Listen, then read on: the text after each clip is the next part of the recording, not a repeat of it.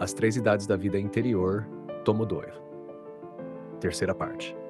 Páginas de 207 até 210. Purificação da fé. Assim como nosso Senhor ensina aos seus amigos a serem mansos e humildes de coração, do mesmo modo, ele purifica a sua fé de toda impureza. A fé é uma virtude infusa, pela qual cremos firmemente naquilo que Deus revelou, porque foi Ele quem revelou, e como a Igreja nos ensina. Todos os fiéis creem, sem dúvida, nas coisas que Deus revelou. No entanto, muitos vivem de forma muito superficial esses mistérios sobrenaturais que são o principal objeto da fé. Pensam com mais frequência nas verdades acessíveis à razão, a existência de Deus, a providência, a imortalidade da alma. Ou então limitam-se ao aspecto externo e sensível do culto cristão. Acontece muitas vezes que nossa fé é fraca demais para nos fazer viver os grandes mistérios da Santíssima Trindade, da encarnação. Praticamente lidamos com fórmulas que repetimos com veneração, mas que, por si só, permanecem incolores, sem vida, cujos conteúdos acabam relegados ao fundo dos céus, distantes do nosso coração.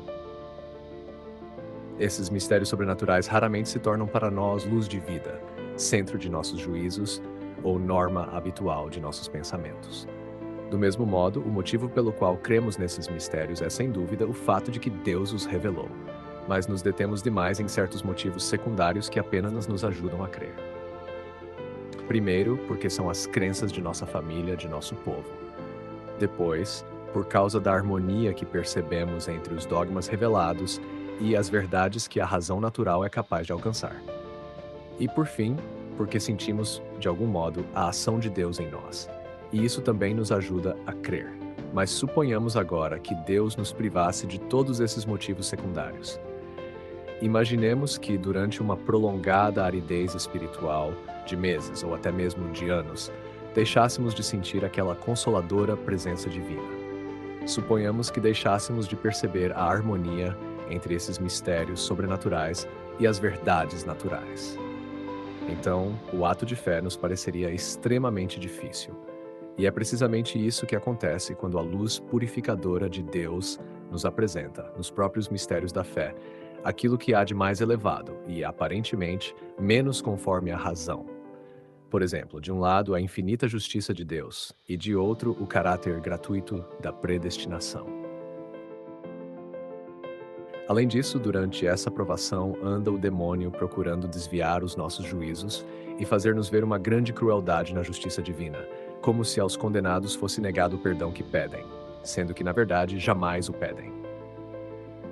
Procura igualmente fazer-nos interpretar os julgamentos de Deus como atos de despotismo e de capricho. Sussurra-nos ao ouvido: um Deus infinitamente bom não poderia permitir tanto mal no mundo. E assim insinua-se em nossa alma como uma nota falsa que perturba a superior harmonia dos mistérios da fé. Às vezes tenta persuadir a alma de que, depois da morte, não resta senão o nada, e se empenha em dar a essa negação um tom de evidência fria, que pretende impor-se de forma absoluta.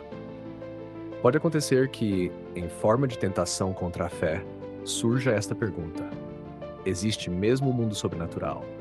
A alma se vê então entre duas influências opostas, a da luz divina purificadora que lança a inteligência nas profundezas inesperadas do mistério, como alguém lançado ao mar sem saber nadar, e a influência do demônio, que se esforça por desviar os efeitos dessa luz divina.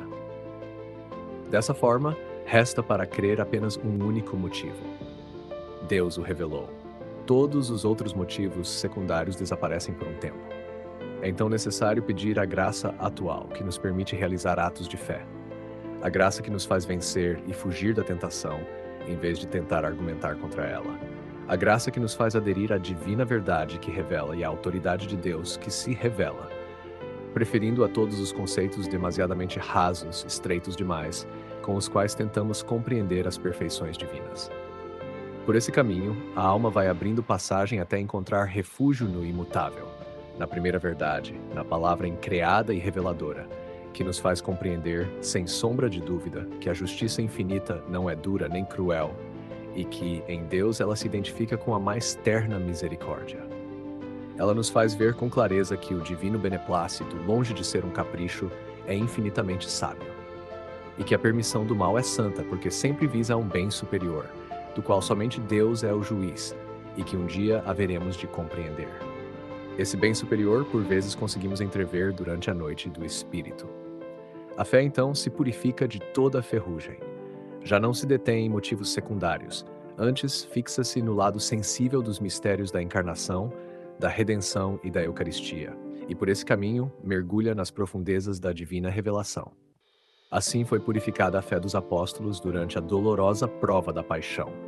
Naquele momento, Jesus, a quem 3 deles haviam visto transfigurado, apareceu-lhes humilhado e aniquilado.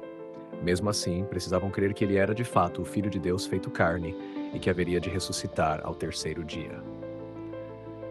A Santíssima Virgem, São João e Maria Madalena permaneceram firmes na fé, aos pés da cruz no alto do Calvário. E também depois da Ascensão, quando já não podiam mais ver Jesus ressuscitado, os apóstolos precisaram viver na escuridão da fé. Após o dia de Pentecostes, começaram a anunciá-la com absoluta certeza, até o martírio.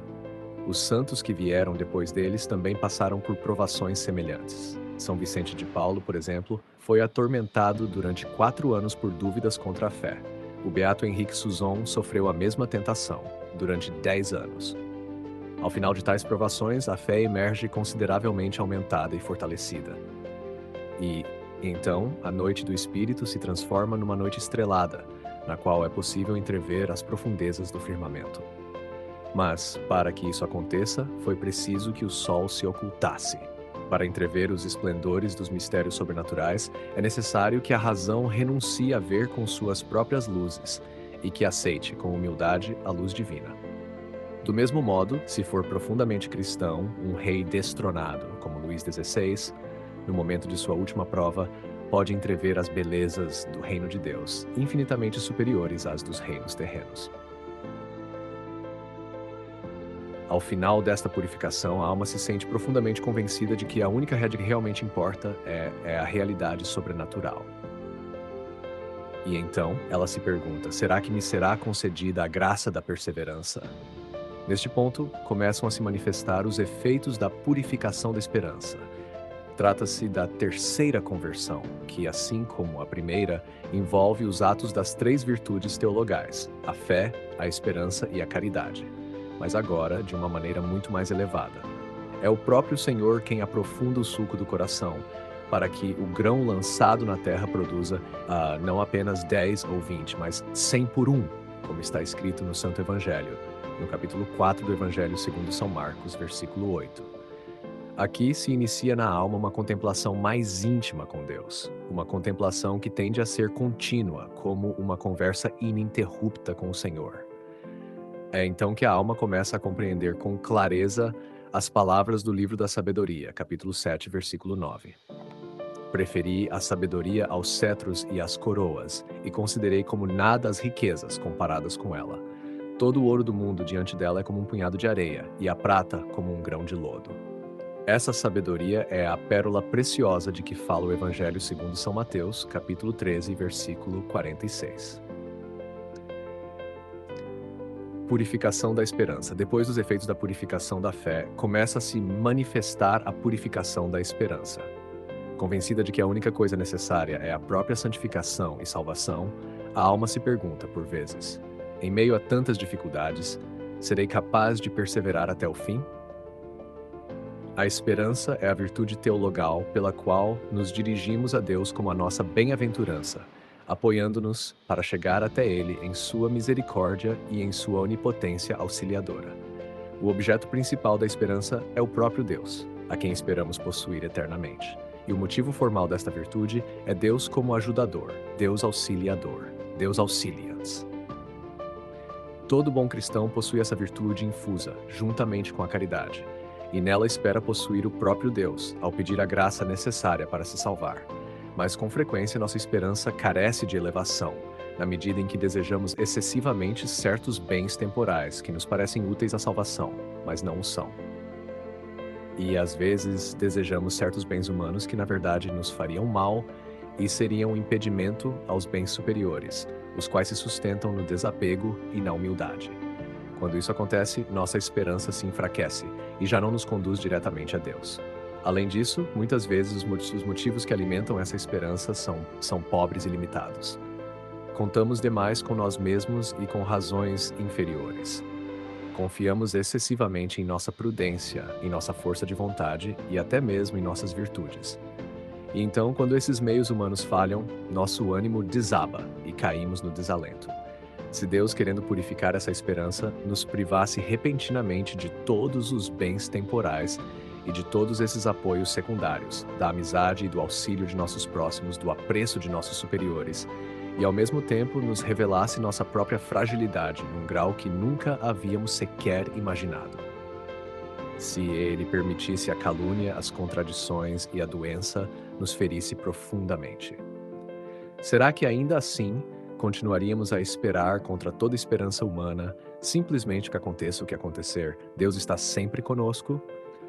Nesse momento, seria a hora de clamar com toda a alma: a misericórdia divina jamais se esgota. Deus nunca manda o impossível. Ele nunca permite que sejamos tentados além de nossas forças. Deus nunca nos abandona, a menos que o abandonemos primeiro, e sempre nos escuta quando o invocamos de coração.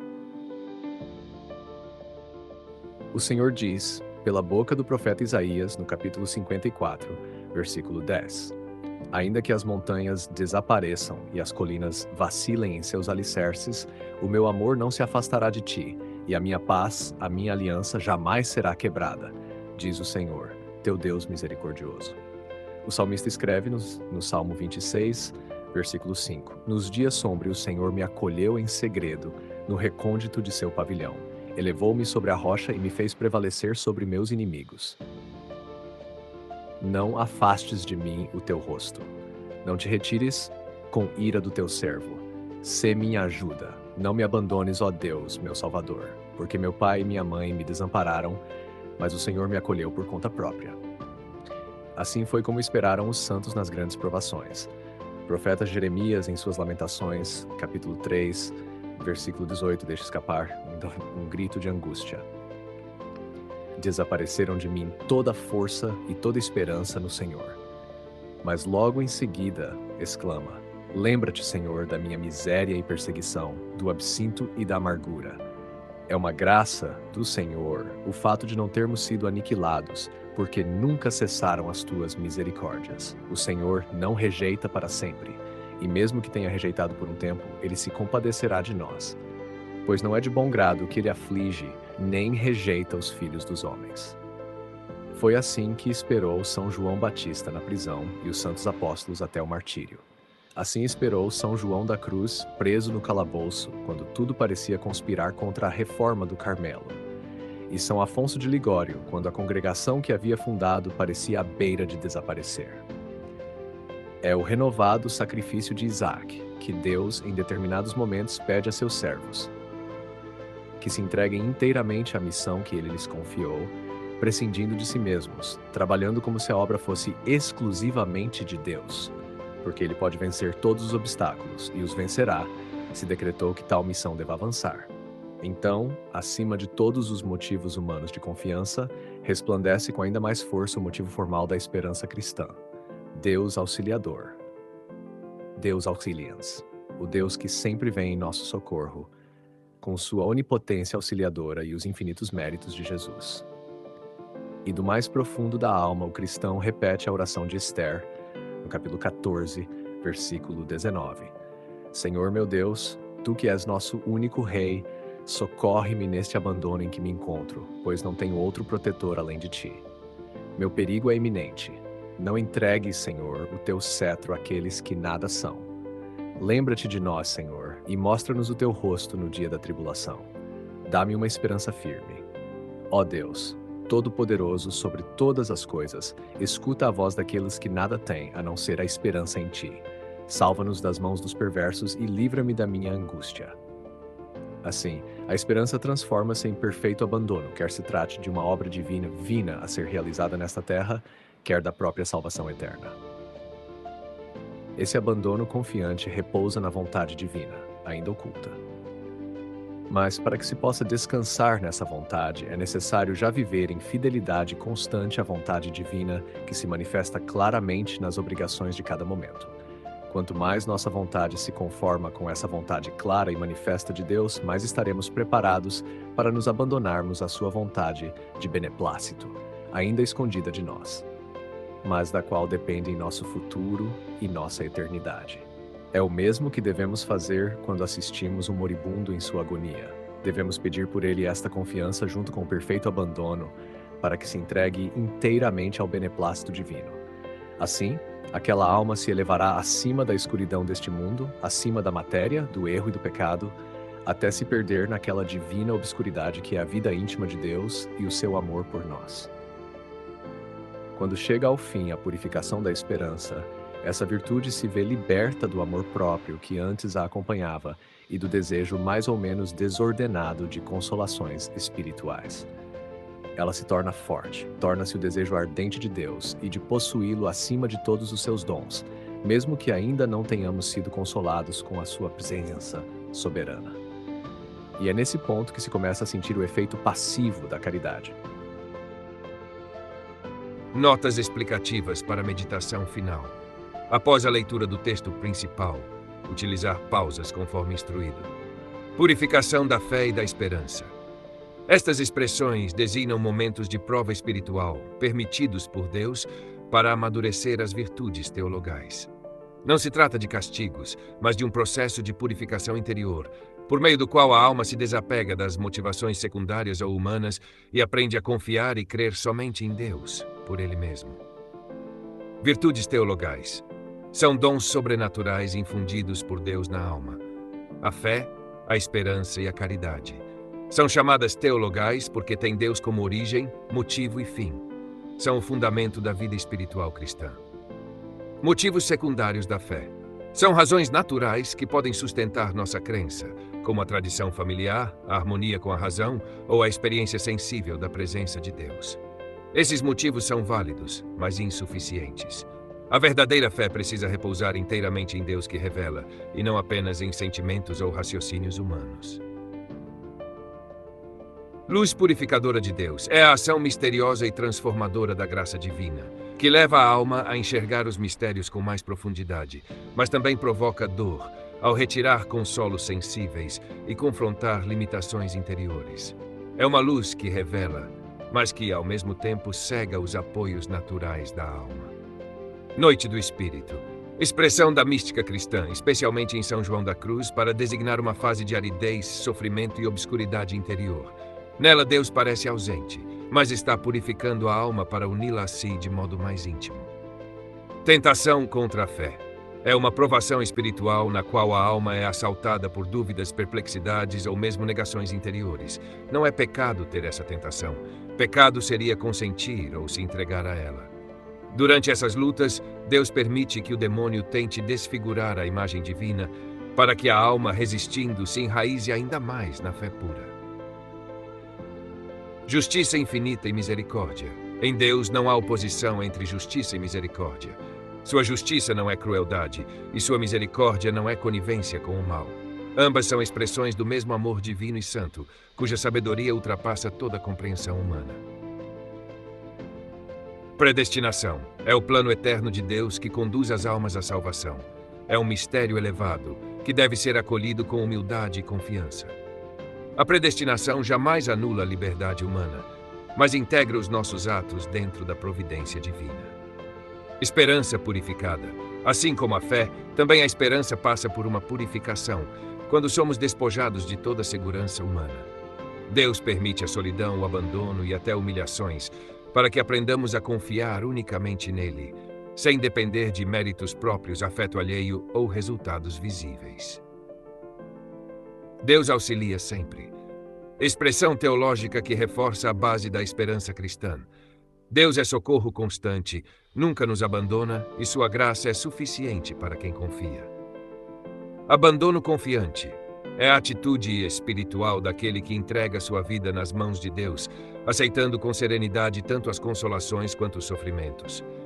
Não se trata de passividade, mas de uma confiança ativa, em que a alma faz tudo o que está ao seu alcance, e deixa a Deus o fruto de suas obras. Divina vontade de beneplácito é a vontade misteriosa de Deus, pela qual Ele permite ou realiza coisas que por ora não compreendemos. A alma deve aprender a confiar também nesta vontade oculta, porque ela sempre visa um bem maior, mesmo quando passa por provações. Referências bíblicas: Isaías, Salmos e Esther. As Sagradas Escrituras foram citadas para iluminar o caminho da fé e da sustentar nossa oração nas noites da alma. Podem ser repetidos como jaculatórias nos momentos de prova. Conclusão: estas páginas nos convidam à fé pura, à esperança despojada e ao abandono confiante na vontade divina. É o caminho da união com Deus, trilhado pelos santos, e oferecido a todos os que desejam viver verdadeiramente como filhos e filhas do Pai Celeste. Queridos ouvintes, chegamos ao fim deste audiolivro e quero expressar minha profunda gratidão a todos que permaneceram conosco até aqui. Sua dedicação em acompanhar essa obra é um verdadeiro sinal de busca pela sabedoria e pelo crescimento espiritual. Que o conteúdo ouvido possa nutrir sua alma e fortalecer sua fé. Aproveito para convidá-los a explorar as playlists do canal Caminho Católico, onde vocês encontrarão outros tesouros espirituais. São obras que podem acompanhar e iluminar sua jornada, como Castelo Interior, de Santa Teresa de Jesus, Confissões de Santo Agostinho, Palavras Bíblicas, com o Evangelho comentado por grandes eclesiásticos, Filoteia, de São Francisco de Sales, Tratado da Verdadeira Devoção à Santíssima Virgem, de São Luís Maria de Montfort, A Imitação de Cristo, de Tomás de Kempis, e As Três Idades da Vida Interior, do padre Garrigou Lagrange. Cada uma dessas obras oferece um caminho profundo de reflexão e conversão, e espero que possam encontrar nelas a mesma riqueza espiritual que proporcionaram a tantas gerações. Nosso canal está sempre aberto para quem deseja aprender e crescer na fé. Continue nos acompanhando e compartilhando essa jornada espiritual. Mais uma vez, obrigado por sua presença e que Deus abençoe a todos.